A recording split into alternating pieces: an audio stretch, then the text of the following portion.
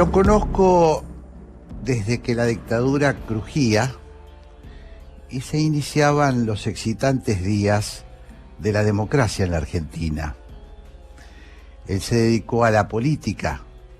Hoy preside la Auditoría General de la Nación y tiene una enorme trayectoria como dirigente político.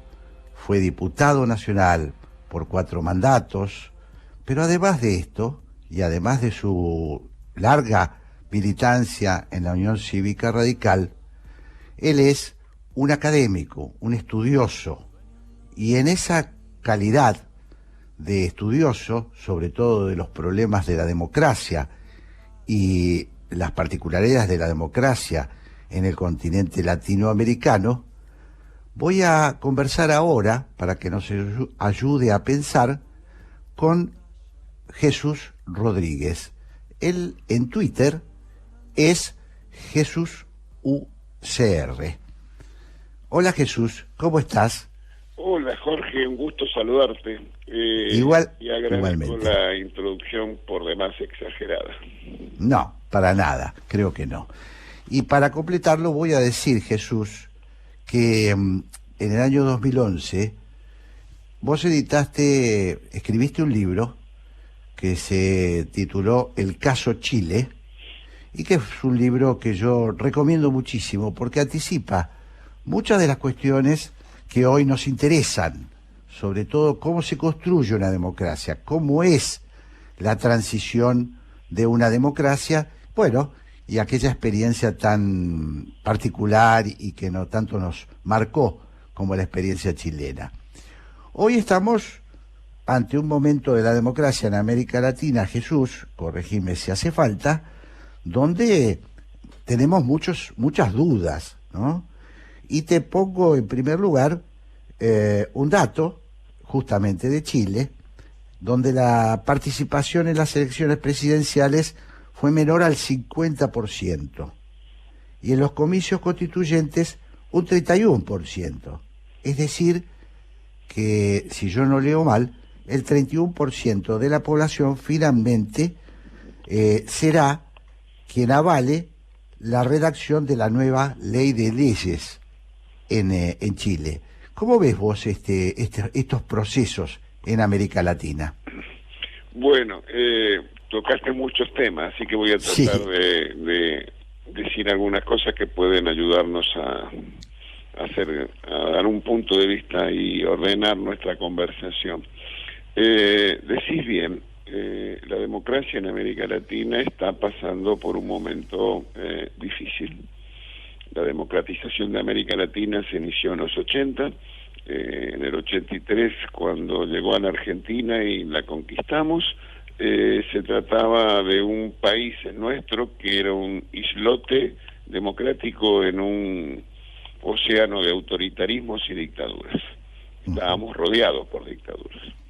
La visión estratégica del presidente Alfonsín hizo que, con su concepción de que no iba a haber democracia duradera en la Argentina si no había democracia en la región, se empezó un trabajo político que permitió que hoy tengamos en toda América Latina, salvo alguna excepción, gobernantes elegidos por la voluntad popular. Ahora bien, esa democracia que se fue dando en la Argentina, por esa democracia se dio en América Latina, por ese impulso en América del Sur de parte de la Argentina, está mostrando también sus problemas. Nuestra región de América Latina es una región que tiene algunas particularidades muy severas. Es la región más desigual del mundo, es la región más violenta del mundo. Desde el 82 para acá, casi 20 presidentes no terminaron sus mandatos, así que es una región con dificultades. Primer punto. Segundo punto, hay esa insatisfacción con la democracia que algunos la llaman el problema de la diabetes democrática, que es una enfermedad que no se ve pero que estamos teniendo. En la frase de otros que hablan de la recesión democrática es el problema que tenemos.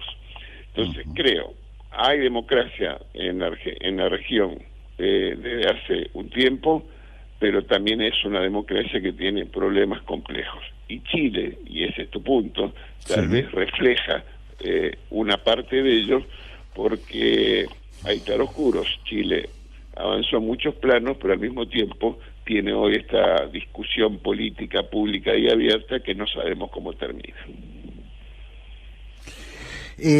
Estoy hablando con Jesús Rodríguez y bueno, inmediatamente se me ocurren muchas preguntas, Jesús. Si esta tendencia de la sociedad a concentrar presión, digamos, o a soportar presión, como en una olla, esa es la sensación que yo tengo, inevitablemente lleva al estallido y a el descrédito de los dirigentes. Si puede llevar eso, bueno, a procesos, a caer en manos de aventureros, como está sucediendo en algunos países, como ha sido el caso de Perú, que no sabemos muy bien hacia dónde va. Otros están directamente en manos de aristócratas y como en el caso de Nicaragua y Venezuela. Esto, ¿cómo pensás vos que se cura, por decirlo de alguna manera? Bueno, empiezo diciéndote que los problemas de democracia solo se curan con más democracia. Dicho eso, me gustaría hacer un comentario incorporando una dimensión que hasta ahora no tratamos, que es la pandemia. Sí. Y cómo la pandemia se solapa o se superpone con estos problemas de los cuales hablábamos antes. ¿Y por qué es relevante esto? Bueno, porque la pandemia nos trajo ampliación de los miedos que cada uno de nosotros tiene en relación al futuro, y al mismo tiempo aumentó las incertidumbres de la sociedad. En Argentina, en la región de América Latina y en todo el mundo. Ahora bien, en términos institucionales, eso produce caldo favorable, un caldo de cultivo favorable a la emergencia de liderazgos mesiánicos, liderazgos autoritarios, liderazgos políticos no democráticos. Y no es casual que esto que estamos viviendo en la región de América Latina, lo estamos, uno puede dar la lista que vos hablaste, que vos listaste de Venezuela, Nicaragua, podés agregar El Salvador y podés agregar otros, en el sentido de dificultades que se adicionan a los problemas estructurales de antes. De ahí se deriva la necesidad de tener un buen diagnóstico, porque si uno no tiene un buen diagnóstico, lo más probable es que no encuentre soluciones. Y buena parte de los problemas que estamos teniendo tiene que ver con la debilidad institucional de nuestros países, la poca relevancia que las sociedades le dan al cumplimiento de las normas y de las reglas. No es casual, por ejemplo, que Uruguay y Costa Rica sean de los primeros países, de los mejores países en términos relativos de América Latina para afrontar el problema de la pandemia, porque han tenido instituciones democráticas fuertes, creíbles y verosímiles para la sociedad argentina, para la sociedad de sus países. Entonces me parece que este es un punto, porque si me permitís de nuevo hablar de la pandemia y de cómo los países reaccionaron, fíjate vos, hay un hilo conductor que reúne a muchos países que tienen estos modos de gobierno populista. Uno, descreer de los gobiernos cooperativos. ¿Esto qué quiere decir? En más pensar en gobiernos que imponen regimentar socialmente a los ciudadanos desde el poder. La otra característica distintiva es descreer del saber científico. Aquí había que tomar tecito, y en otros países hablaban de la gripeciña, y en otros no llegaban porque eran fuertes los que vivían en ese país. Descreer del saber científico y creer en la posibilidad de la intuición. Y tercero, también no confiar en la experiencia de otros países, no confiar en las mejores prácticas de otros países para tratar un tema. Y entonces cuando uno mira así como puedo decir que Uruguay y Costa Rica han hecho razonablemente bien las cosas, México, Brasil y la Argentina lo han hecho en el sentido contrario. ¿Por qué? Porque tienen ese modo populista de afrontar los problemas. Claro. Estoy hablando con Jesús Rodríguez. Y esto me lleva también, Jesús, a otra duda, que es, bueno, parecería que en estos procesos se pierde el centro, en el sentido político, ¿no? Se pierde el centro, se va hacia los extremos, se diluye la moderación y la paciencia. Supongo que está ligado a lo que decías antes, pero me gustaría escucharlo de tu boca, ¿no? Sí, el sentido de la urgencia se impone sobre la búsqueda de acuerdos. Y eso tiene que ver con una cosa, creo yo, que en este mundo que vivimos hoy de la instantaneidad, en las decisiones que se toman a escala planetaria, bueno, los modos democráticos requieren de procedimientos que tal vez demoran más en las decisiones. Y ese es un problema que algunos han superado. En Alemania no tuvieron este problema, ¿verdad? Hicieron las cosas bien. Entonces me parece que y en ese sentido, recordemos aquel famoso discurso de Angela Merkel llamando a la reflexión y a la responsabilidad de todos los ciudadanos acerca de qué tipo de problema estaba enfrentando en ese momento ese país. Y a diferencia de lo que vivimos acá, acordate que estábamos hablando de que había que preocuparse por el dengue y no por el COVID, ¿no?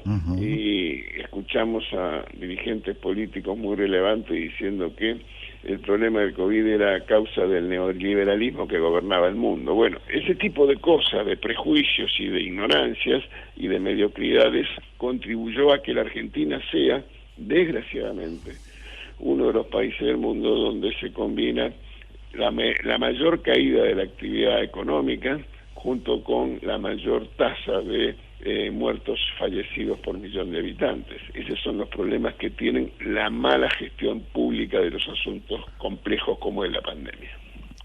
Estoy hablando con Jesús Rodríguez. Jesús, me lleva esto inmediatamente a un tema que muchas veces se soslaya, que es la calidad de nuestros dirigentes.